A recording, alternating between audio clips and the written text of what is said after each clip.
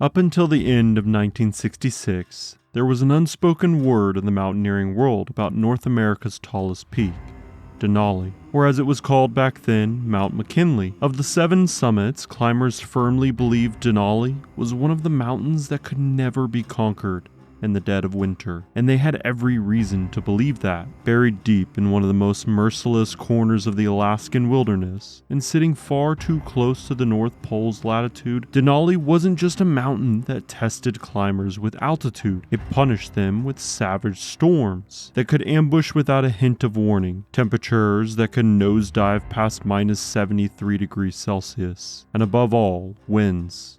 Monstrous, skin-flaying winds that could tear the flesh straight off bone. Literally. Even in summer, this was a peak so dangerous that the most seasoned mountaineers would think twice before setting foot on it, let alone considering such a climb in winter, when the remoteness, the cold, and the sheer hostility of the environment transformed it into an icebound fortress that wanted no one on its slopes. Not humans, that's for sure. But then came the start of 1967, and with it, 8 daredevils who set out to take on this almost unthinkable challenge. What followed was 40 days of pure hell, and an ordeal so relentless that even their own team had written them off as dead. This is their story.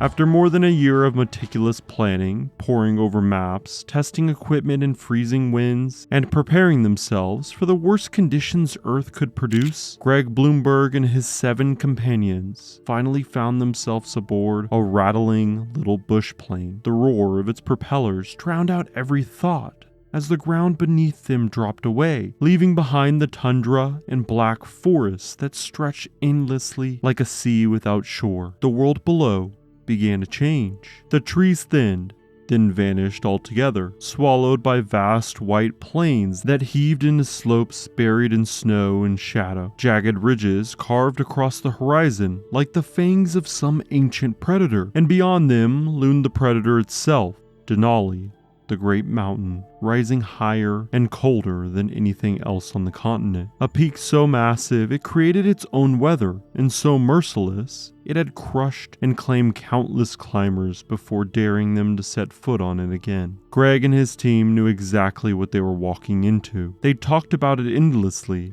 with each other, with friends, with seasoned climbers who'd been up there and come back down with haunted eyes. And no matter who they talked to, the conversation always came back to the same point. Outside of their little group, no one thought that this was remotely possible. Climbing Denali in the middle of winter wasn't just a long shot. It was basically volunteering for a suicide mission. And still, there they were, headed straight for it, laughing and cracking jokes like a bunch of guys marching into battle with this weird sense of excitement. The whole thing had started 2 years earlier, when Art Davidson and Shiro Nishimai from the Osaka Alpine Club in Japan came up with the idea. They pitched it around, got a few people interested, and eventually asked Greg to lead the team. From that moment on, the planning never really stopped. Days bled into nights as they traced routes on maps, studied wind patterns, read every avalanche report they could get their hands on, and argued over rescue plans that deep down they all knew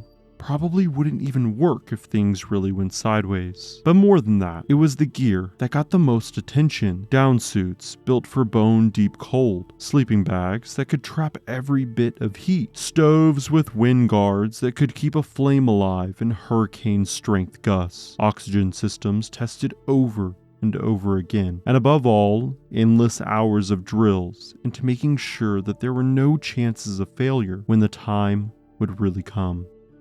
On the morning of January 29th, 1967, the plane carrying the 8-member team landed on the southeast fork of the Kahiltna Glacier, right by the slope of Denali, where their base camp was meant to be set up. Just as the aircraft touched down, its loud rumble and shuddering impact shook loose a pocket of unstable snow, triggering an avalanche, right then and there. The team wasn't caught in it, but in that moment, they probably knew this was just the start of what was coming their way. The first day was spent hauling loads to the campsite and pitching their tents. By the time night settled in and darkness swallowed the glacier, the fabric walls of their camp were glowing softly under the dim, hazy light of Coleman lanterns. Inside the tents, laughter and conversation filled the air, momentarily blotting out the dread of the climb looming ahead. To their surprise, the weather wasn't as punishing as they had braced for. The temperatures were bone-chilling. Yes, but the winds stayed calm and the snowfall was light, making the conditions good enough to consider pressing forward sooner than they thought. So, sitting shoulder to shoulder that night, they made a decision. At first light the next morning, they'd begin by crossing the Kahiltna Glacier without ropes. It was, after all, a wide, flat sheet of ice, stretching out endlessly, and with visibility so clear, everyone agreed it seemed safe. By sunrise, everyone was making their way up the glacier, each carrying their share of the load, moving quietly in their own heads while the panoramic views of the ice stretched out around them. The silence was strange, beautiful, but heavy. They kept up a steady pace, and by the end of January 31st, they'd climb about 8 kilometers up the mountain. That was solid progress, and for a moment, it felt like things were perfectly going their way, but that was all the taste of comfort this journey would offer them. While moving toward the next camp, everyone was busy dragging loads up and down the slope, still not roped together when out of nowhere, Art Davidson stepped onto what looked like a patch of solid snow, but wasn't. It was hiding a crevasse. The snow gave way in an instant, and Art dropped straight through it. He was lucky. He caught himself before plunging too deep and managed to scramble back out, shaken, but somehow unhurt. But that's when he realized something way more terrifying. The snow bridge he had just broken through wasn't shallow at all. It opened wide and deep, showing that beneath the surface lay a massive crevasse, or maybe even a whole network of them. Basically, the whole group was just one wrong step from disappearing into the ice for good. By now, they had somehow managed to dodge the hidden cracks, but again, it was just a matter of one wrong step. Art knew he'd gotten out by pure luck, but maybe the next person wouldn't, and he was right.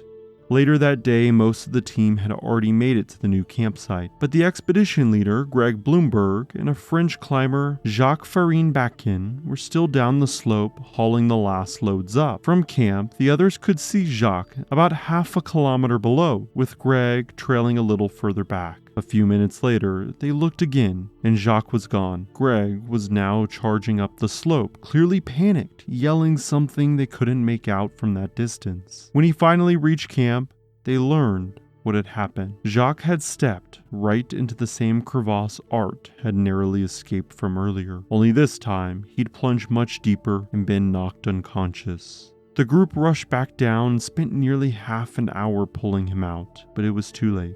Jacques was pronounced dead on the spot. That night, the 7 of them sat huddled around the camp, swallowed by a silence that carried nothing but hopelessness and dread. Only 2 days into the expedition, and already they had lost a man who meant everything to their team. The cruel part was, the climb hadn't even truly began. The thought of just calling it quits and leaving the mountain kept weighing heavily on their minds, to the point where they even started talking it over with each other, debating the choice to turn back before it demanded more lives. But then, as the night deepened, one name kept circling back into their voices: Jacques. His fire, his devotion to the mountains, the unyielding faith he had in his climb. Slowly, painfully, the group came to understand there was only one way forward, to carry that belief for him, because if Jacques was still there, he would never have turned his back on the peak.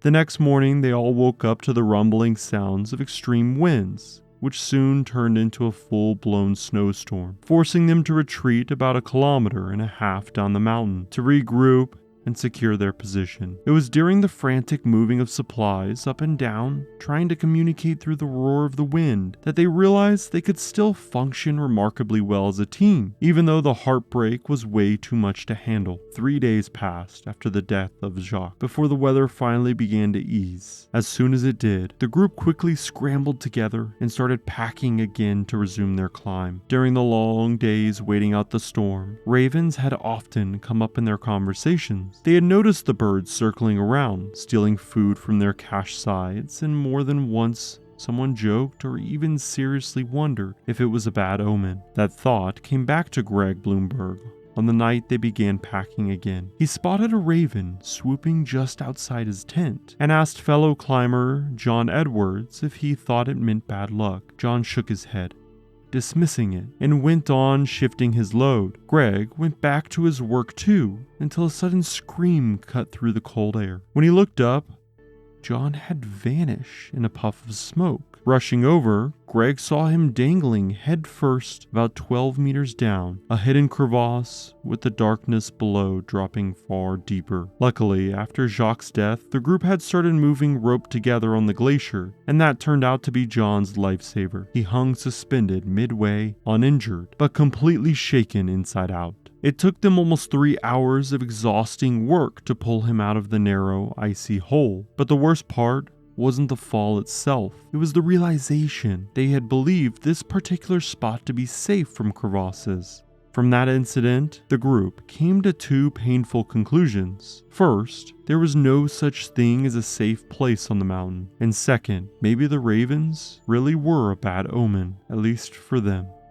The next week came with surprisingly good weather. The team decided to make the most of it, moving quickly up the mountain until at around 3,100 meters, they established what would become their 3rd camp. This time, though, knowing just how vulnerable tents could be in sudden storms, they didn't bother pitching them and instead built 3 connected igloos, which they called an iglooplex. The process was long and tiring, taking hours of cutting and stacking blocks of snow. And since none of them were particularly skilled at the technique, there was plenty of trial and error before they finally got it right. But once it worked, they realized the igloos were far better than tents. Not only did they hold heat much better in the extreme cold, but they also offered a level of stability that the fabric shelters simply couldn't, especially against the deadly winds that were always a threat. And on top of that, they had the added benefit of likely remaining intact for the return journey, giving them a more permanent solution than anything else they had.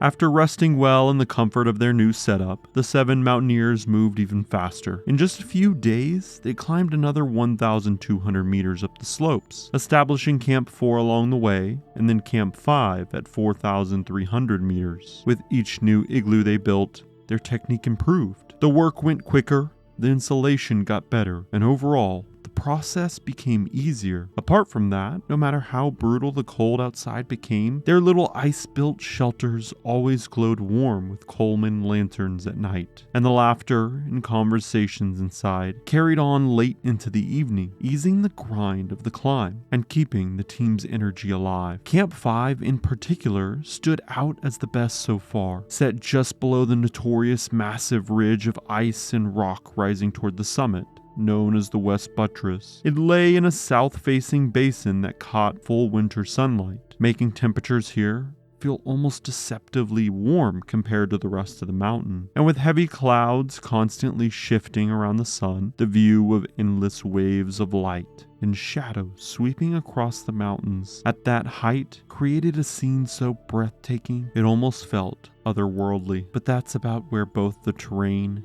and the weather turned against them. Just beyond Camp 5 stretched a half-kilometer slope tilted at about 30 to 40 degrees, ending abruptly at a 200-meter ice wall about as tall as a 40-story skyscraper, with the surface so mixed and unpredictable you never knew what you'd be stepping on next. The one bit of luck was that this section still had fixed lines left behind by earlier expeditions, so the team didn't have to rig the ropes themselves. All they needed to do was ferry their supplies up and lock in for the climb. But before they even got the chance, the weather broke down completely, and the only option was to retreat to their igloos and waited out for the next 48 hours. When the skies finally cleared, they pushed higher, gradually working their way up to 5,300 meters, where they established what would be their final and highest camp before the summit attempt. Like at earlier camps, they tried carving out a snow cave, but the snow here was packed nearly solid, so the work took forever, and they had to rely on tents in the meantime. This camp, though, was never meant to be permanent anyways. It was a temporary outpost, kind of a support station to acclimatize and serve as a midway fallback point before the real summit push. So from here, the plan was to descend back to Camp 5 for proper rest before launching their summit push. Late on February 26th, after 29 days on the mountain, all 7 climbers left Camp 5 once again and started up towards the summit. They climbed back up the slope and through the fixed line section until they reached the high camp. Once there, they squeezed inside the snow cave they dug earlier and waited for the right break in the weather. The next morning brought a bit of a clear sky. With heavy hopes and hearts weighed down by the climb ahead, they strapped on their crampons and started their summit push. From there, the route followed the West Buttress Ridge, which rises all the way to the upper mountain and narrows into a thin, exposed bridge connecting Denali's south summit to slightly higher main summit. And since the only way to the top from that side was over this narrow pass, they had to make their way across it step by step as it got steeper and sharper, with sheer drops plunging away on both sides. This was the infamous section where Denali's brutal winds had been known to literally blow climbers right off the mountain. To make it worse, their heavy weatherproof boots never quite held crampons as tightly as they should, so they had to keep stopping to readjust them, pausing in the middle of that knife-edge bridge, fully exposed to the wind with almost no margin for error. After what felt like an eternity of dodging death and 400-kilometer-per-hour winds, the exhausted group finally made it across the pass. We're just 300 meters from the summit, when a sudden whiteout swallowed everything, blinding them completely. They huddled together, went back and forth about their options, and finally agreed that pushing on in such brutal winds and zero visibility could easily turn deadly. With heavy hearts, they decided to head back down and try again the next day. It already felt like a gut punch, but what really broke them was when they clawed their way back across Denali Pass. This time, in even worse winds shaking them to their core, only to look back and see the summit clearing up. The clouds and whiteout had vanished, and if they just waited it out a little longer, they might have been standing on top. The mountain had tricked them, and the realization shredded their confidence. With broken spirits, all 7 climbers dragged themselves back into high camp for the night. The plan was to head out again as soon as possible the next morning, but the motivation just wasn't there. 2 of them decided they weren't going any further at all, choosing instead to stay behind and keep working on the snow cave that still needed finishing. The rest, including expedition leader Greg Bloomberg, eventually left camp, but it was clear they weren't leaving with fire in their hearts like before. Around 3:30 p.m. on February 28th, they made it back up to Denali Pass, but before stepping onto it, the Japanese climber, who was also one of the founding members of the expedition, Shiro Nishime, started feeling a little sick. Knowing it was already late in the day, and that if they pushed on, they'd be forced to spend the night out in the open snow, he didn't want to take that kind of gamble. So he, his rope mate, and the expedition leader, Greg, decided to stay back and set up a makeshift resting spot in the snow for the other 3 climbers before heading back down to high camp. That left 3 climbers to push for the top. The other founding member of the expedition, Art Davidson, the tough and seasoned American mountaineer, Dave Johnston, and the Swiss-born American who had made Alaska his home, Ray Gannett. The plan was to tag the summit, come back down, spend the night at the makeshift shelter, and then return to camp the next morning. That, however, was the plan. What actually awaited them up there was something completely different, something darker and far deadlier than they could have possibly imagined. It took nearly 3 hours to fight their way across Denali Pass again, and finally reached the last slope before the summit. By then, the winds had dropped, but the temperature was still a bone-freezing -52 degrees Celsius, sinking lower with every step they took. The good part was that after the technical nightmare of Denali Pass, the terrain itself became much easier, but that didn't mean it was easy. The cold was crushing. Their bodies were drained, and the closer they got, the heavier the summit itself seemed to hang over them, like this looming weight of dread and anticipation. Another half hour slipped by in that strange, slowed down kind of time, where they could hear their hearts pounding like war drums in their ears, and their breaths rasping out like gusts of wind. Then, just as the light was fading around 7 p.m., there it was. The top they had been chasing for more than a month, the highest point in North America, sitting at 6,190 meters. Their screams of excitement cut through the thin, suffocating air. They hugged each other, shouting at the top of their lungs, "We made it." After a while, as the rush of celebration ended, they dug a small hole in the snow and placed a hat in it. It was the hat of Jacques Farine Bakken, who should have been standing there with them, but the mountain had claimed him the very next day after he arrived. Ever since then, he had never really left their thoughts and their conversations, and maybe he never would.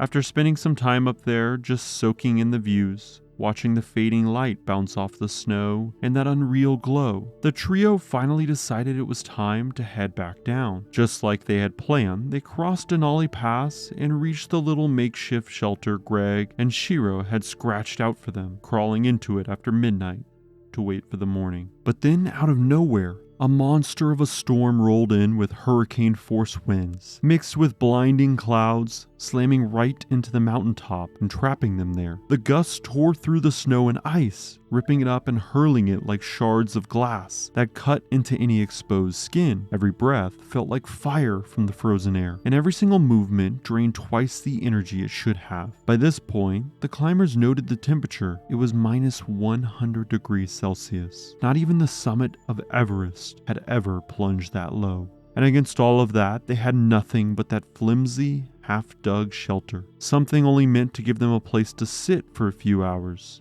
not for riding out hell itself. The worst part was that the violent gusts had blown away crucial gear, like jackets and a big portion of their much-needed rations. They had just maybe 2 days worth of food left, probably less after what blew away, and the storm showed no sign of letting up. A few hours dragged into a full day, then 2, then 3, and before they knew it, they had been stuck there for over a week. Remarkably though, they didn't lose hope through it all. At first, they survived on tiny scraps of what little food was left, and later, just when things were looking even worse, they stumbled on some leftover rations buried in the snow from an old army expedition, which kept them going. What really kept them alive was the choice not to panic, not to make a desperate attempt to get back to camp. Instead, they stayed zipped up in their sleeping bags, inside whatever shelter they could manage to scrape together, and just waited, day after day, for the storm to finally break. The situation back at high camp, though, was a whole different story. Greg and Shiro, who had gone back down after building the shelter, tried for the summit the next day, but ran straight into the same storm. They couldn't even make it to Denali Pass, despite being just yards away from where the 3 summiters were trapped. They knew the trio was stuck up there with barely any food, and in the worst possible conditions, so they tried again and again to step out and reach them, but the storm slammed them back every time. Finally, with no radio contact possible and no way to help, Greg made a tough call. On the 4th day of the storm, he and another climber set out for base camp, hoping they could get a signal from there and call in a rescue helicopter. Before leaving, Greg told Shiro and another teammate to stay there for a day and a half in case the summit party came down, so they could help. But if they didn't, then they were to descend too, since there was nothing more they could do in those conditions. The storm, of course, just kept raging, and the 3 at the top remained trapped. Eventually, Shiro and the other climber also decided to descend, following Greg's lead. But as the 4 of them came down in 2 separate groups, they got hit by more storms on the way, which slowed them down even further and pushed back any chance of starting a rescue. By then, most of them were almost certain the summit trio couldn't possibly have survived. It felt like the expedition had ended in the worst way imaginable. Finally, on March 5th, the 5th day of the storm up top, Greg and his partner made it all the way to base camp and managed to radio out the distress call. Then on March 7th, when the weather finally cleared on the summit, the trapped trio began their descent. At the same time, an army plane that had picked up Greg's earlier signal spotted them from above near Denali Pass. The very next day, a helicopter lifted them out from Camp 5, and 2 days later, Shiro and his teammate were also flown out by another chopper from Camp 3, since even they hadn't been able to move further down, with the conditions as bad as they were.